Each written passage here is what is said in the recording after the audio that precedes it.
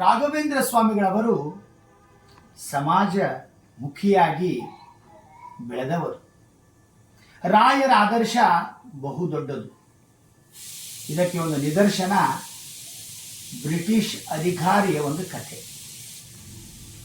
ಇದು ಕೂಡ ಪ್ರಮಾಣ ಪುರಸ್ಸರವಾಗಿ ದಾಖಲಾದ ಕಥೆ. ಇದು ಯಾರೋ ಹೇಳಿದ್ದು ಕೇಳಿದ್ದು ಬರೆದದ್ದು ಅಲ್ಲ, ಪ್ರಮಾಣ ಪುರಸ್ಸರವಾಗಿ ನಡೆದಂತಹ ಕಥೆ. ರಾಘವೇಂದ್ರ ಸ್ವಾಮಿಗಳವರು ಮಂತ್ರಾಲಯ ಪ್ರಭುಗಳು ಬೃಂದಾವನದಲ್ಲಿ ಇದ್ದಾಗ ಒಬ್ಬ ಅಧಿಕಾರಿ ಬರ್ತಾನ್ರಿ, ಥಾಮಸ್ ಮುನ್ರೋ ಅಂತ. ಅವ ಅಧಿಕಾರಿ. ಆಗಿನ ಕಾಲಕ್ಕೆ ಎಲ್ಲ ಮಠಗಳ ಮಂದಿರಗಳ ಹತ್ತಿರ ಹೋಗಿ ಆಸ್ತಿ ಪಾಸ್ತಿಗಳನ್ನ ನೋಡಿ ಟ್ಯಾಕ್ಸ್ ಆಗಿ ಇಸ್ಕೋತಾ ಇದ್ದ, ಕರಪತ್ರವನ್ನು ತೆಗೆದುಕೊಳ್ತಾ ಇದ್ದ. ಮಂತ್ರಾಲಯಕ್ಕೆ ಬಂದ. ಅಲ್ಲಿದ್ದಂಥ ಎಲ್ಲ ಪಂಡಿತವರೆಣ್ಯರು ಭಕ್ತವರ್ಗದವರು ಹೇಳಿದ್ರು, ಮಠಕ್ಕೆ ಒಳಗೆ ಬರಬೇಡ, ಹೋಗಬೇಡ, ರಾಯರ ಹತ್ತಿರ ಟ್ಯಾಕ್ಸ್ ಕೇಳಬಾರ್ದು.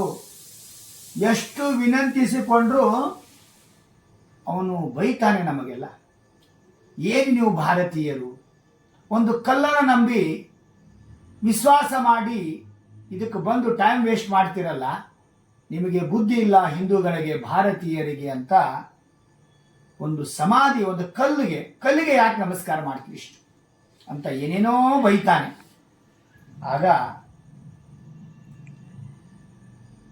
ಒಳಗೆ ಹೋಗಿ ನೋಡೋಣ ಅಂತ ಹೇಳಿಬಿಟ್ಟು ಒಳಗೆ ಹೋಗಿ ನೋಡ್ತಾನ್ರಿ ಬೃಂದಾವನ ಹತ್ತಿರ. ಅವನ ಮೈ, ಅವನ ಭಕ್ತಿ, ಅವನ ಮನಸ್ಸು ಏಕಾಗ್ರತವಾಯಿತು. ಭಕ್ತಿ ಭಾವದಿಂದ ಕೂಡಿದವನಾಗಿ ಆ ಬೃಂದಾವನನನ್ನ ನೋಡಲಿಕ್ಕೆ ಶುರು ಮಾಡಿದ. ಬೃಂದಾವನ ಅಳಗ್ಯಾಡಕ್ಕೆ ಶುರು ಆತ್ರಿ. ರಾಯರು ಎಲ್ಲರಿಗೂ ದರ್ಶನ ಕೊಟ್ಟಿದ್ದಾರೆ. ಇಂಗ್ಲಿಷಿನಲ್ಲಿಯೇ ರಾಯರು ಮಾತನಾಡಿದರು ಥಾಮಸನ ಜೊತೆ.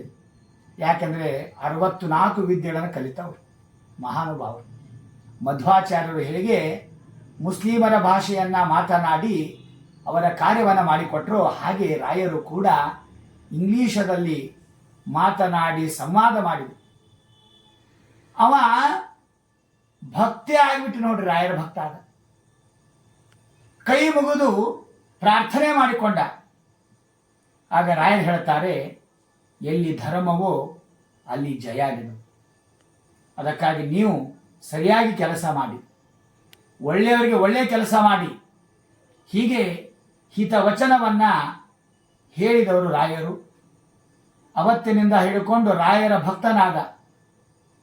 ಅವನು ಮುಂದೆ ಮಡ್ರಾಸಿನ ದೊಡ್ಡ ಅಧಿಕಾರಿ ಆದ ಅಂತ ಬಳ್ಳಾರಿಯ ಗೆಜೆಟ್ದಲ್ಲಿ ದಾಖಲಾಗಿದೆ ಈ ಕಥೆ.